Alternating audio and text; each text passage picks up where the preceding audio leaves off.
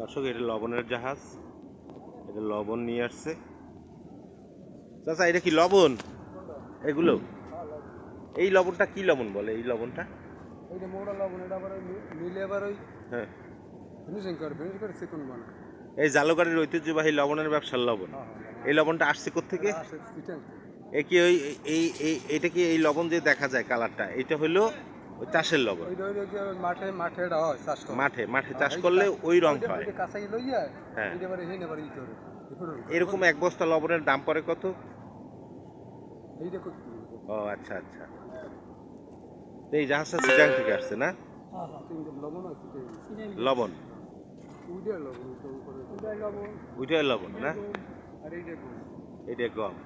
সবই একই মালিকের এখানে উঠবে। না, গমটা আবার অন্য পার্টি ফিরুজ মেরে আর এটা এয়ার স্কার এর আসলে সালেক্ট সালেক। এরকমের মিল আছে একটু। ও আচ্ছা আচ্ছা আচ্ছা। প্রিয় দর্শক, এই যে অরিজিনাল লবণ চিটাং থেকে আমাদের ঝালকাঠিতে আসছে। এটা আবার পরিশোধন করা হবে, করার পর খাওয়ার উপযোগী হবে।